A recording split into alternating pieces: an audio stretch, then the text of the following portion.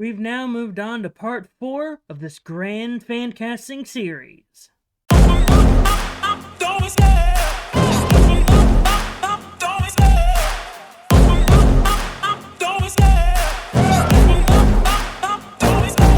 love the chase and the hunt, and I set the pace when I'm running. I always take what I want and I always give it 100. Don't need a bank, no I'm funded. Play the game like it's nothing. I'm always thankful for something. Don't take for granted, stay humble. Now wake up! It's time to look at the enemy. Look in the mirror if he is no friend to me. Hello everyone and welcome back to the MrEliMac YouTube channel with Pitch This here on the channel. I'm your host, MrEliMac, and today we are continuing on with the fan casting What If the MCU Was the DCCU series. This time we are starting the second phase of the universe with the movies Batman 3 and Wonder Woman The Underworld. This should be a little bit of a shorter video because I'm not really going to be talking about the characters that I've already casted. I'm only going to be talking about the new characters that are introduced in this film. And for Wonder Woman The Underworld, there aren't a lot of new characters. There's only really 2 new characters that I'm introducing. And for Batman 3, there are a little bit more characters. And I also want to mention a specific character point for one character that was introduced in prior videos. But yeah, those 2 are the movies that I'm going to be talking about. But before I actually get into discussing who I'm casting for each of these characters, please be sure to hit the like button and subscribe to the channel. That way you can be up to date with all the videos I have here on the channel. Also hit the notification bell. That way you can be notified whenever a new video like this comes your way. So we're going to be starting out with Batman 3, which is the first film of Phase 2, the Iron Man 3 analog. And the first thing I wanted to get out of the way is very much mention the Logan Lerman casting and very much where Dick Grayson is in Batman 3, because he is sort of the character that gets the most character progression, you could say, of the Batman trilogy, because in the first one he was just Dick Grayson, the second one he is Robin, and in this one he is Nightwing, because according to timeline-wise, especially if I look at my MCU timeline book, the first Batman movie would take place in 2008, the second one would take place in 2010, meaning that would be 2 years of being Robin, and then the third movie takes place in 2013, which would be 3 years later, and by this point,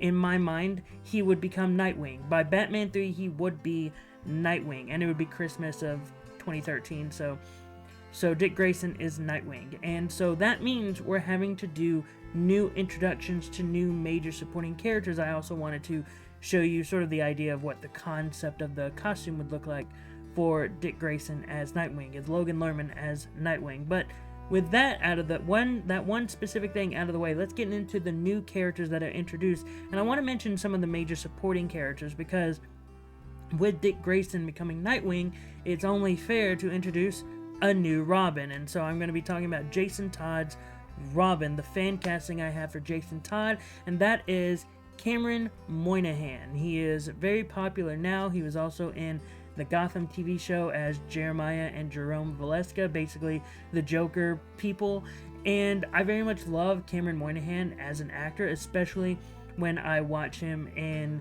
the video game Jedi Fallen Order. He does a really great job as playing someone who is sort of having to deal with the PTSD of what happened with the Jedi Order. I very much enjoy him in that role. I also very much enjoy him as an actor. He is really strong character. He's really good at bringing sort of the seriousness to characters, and I think he would do a really great job as Jason Todd. I think he could bring a bit of seriousness to it, and I think when we get into the future of his character, he could do that pretty well.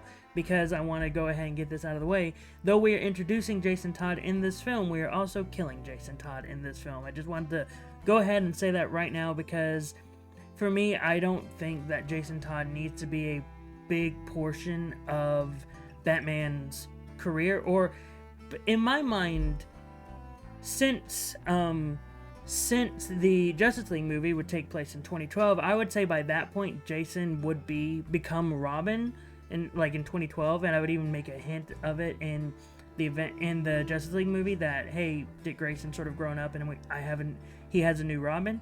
And so just to very much establish, like, hey, Jason Todd has been Robin for a while now. Sure, this is our first film for him, But at the same time, I don't think Jason Todd needs to be Robin any longer than like a year or two, because very much I think Jason Todd is good with just being a Robin for a short amount of time. And so yeah, Cameron Monaghan is my Robin. Next up, I want to talk about Barbara Gordon, aka Batgirl. Batgirl would also be a major character in this film. She would be a major supporting character. She would be a major assist for Batman, and also Barbara Gordon would become Batgirl in this film. And the reason why I'm doing that is the idea of Jason Todd is Robin, and then he gets killed like midway through the movie most likely, and then that's when Barbara becomes Batgirl, and he's very much no, you're not going to be in this, but very much she's just inserting herself and just doing that, and Batman's just accepting it. And for Batgirl, I'm casting Jane Levy. Jane Levy is a great actress in my opinion. She's been one of my main castings for Barbara Gordon for a long time, and I just wanted to fully cement that here.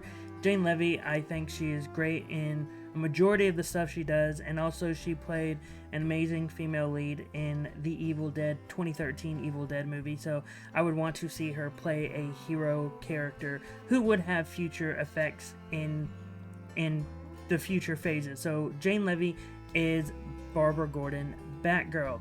Next up, another sort of supporting character who is also, you could look at as a supporting antagonist, but not really an antagonist. Like, I look at her sort of like the Maya Hansen role in Iron Man 3, not the actual, how she was originally supposed to be portrayed, how it is in Iron Man 3, where she's someone that is on the villainous edge, but she's more of someone that is from Batman's past and someone connected to it. I look at Catwoman that way, like, not the main love interest, but someone that was a love interest in Batman's past. And that's sort of how I look at her character. And for Catwoman, I am casting Kate Beckinsale. Kate Beckinsale, as you know, from Underworld, from Van Helsing, and other great things that she has done. I love Kate Beckinsale. I'm going to tell you right now, she has been a celebrity crush for me for years. And so when I saw the opportunity to cast Kate Beckinsale as Catwoman, I jumped at it because I really want to put Kate Beckinsale in a role like Catwoman, because Catwoman is a very strong female character, and I think Kate Beckinsale could do a great job with it. I'm not killing Catwoman like they did with Maya Hansen. I'm not doing that. It's just something where Catwoman is trying to play the chase of it all and trying to get Batman to follow her footsteps and sort of get a little bit more willing to cross the line. But by the end of the film, Catwoman would go away. A lot of things would change after this Batman movie, especially for Batman. And so yeah, Kate Beckinsale is my Catwoman. Next up, I'm going to go for more of the supporting antagonists in this film, and so one of the main supporting antagonists is Pamela Isley, aka Poison Ivy. And Poison Ivy would serve sort of the role that she did in Batman Hush. And by the way, if you saw the thumbnail, you can sort of guess Batman 3 is based off of Batman Hush with some changes here and there. And look, I know a lot of people probably saying in the comments, well, you can't kill Robin without the Joker. Joker would be a background antagonist. We would never see him. It was just, we would see the destruction, but we wouldn't actually see the physical embodiment of the Joker, because I want to save Joker as like the main threat for another story. Like, I have that story already in my head, but I want to save him for that future story. So Poison Ivy serving the same role that she did in Batman Hush, sort of serving as someone that is working for Hush, sort of trying to get into Batman's mind. We're not going to have a Superman appearance because I want it to just focus on Batman, and just we'll have a different way for Poison Ivy to attack Batman, probably through Nightwing. And for Poison Ivy, I cast Isla Fisher. I think Isla Fisher does a really great job in a lot of the work she does. I really enjoy her in a lot of the roles that she portrays, and I think Isla Fisher could do a really great job playing Poison Ivy, and I would think that Isla Fisher could get a lot of great opportunities and a lot of great mileage with the character of Poison Ivy in this film. So Isla Fisher is Poison Ivy. Next up is Basil Karlo, aka Clayface. Clayface, again, continuing to serve the role that he did in Hush. Like, I know I'm killing off Robin midway through, and then as the movie goes on, we're killing Jason Todd midway through, and then as the movie is progressing, we're constantly seeing like Clayface portraying Jason and like trying to get into the mind of Batman, trying to be like, hey, you let me die, you let the Joker kill me, la la la la, all that stuff. And so for Clayface, like for when he's full Clayface and we're hearing him talk, I cast Andy Serkis. I wanted Andy Serkis to do the performance capture work for Clayface, and I think he would have such a fun time, especially with the idea of Basil Karlo as an actor. So having Andy Serkis go into full actor mode and being like, oh, I am the performance, this will be a fantastic performance for me. I think Andy Serkis could really knock it out of the park, and I would love to see what Andy Serkis could do with the role of Clayface, especially if it's just performance capture. So Andy Serkis is Clayface. Next up is the character of Thomas Elliot, aka Hush. You would think that the titular antagonist would be last, but as we all know, Hush isn't really the main antagonist of his own book, of Batman Hush. He's not really the main antagonist, so we're gonna go with Hush. Again, he's very much serving the Trevor Slattery role of, yeah, I'm the main antagonist, but then really I'm not. And I'm not gonna do the plot twist that the animated movie did, where Thomas Elliot that we see throughout the film isn't actually Hush.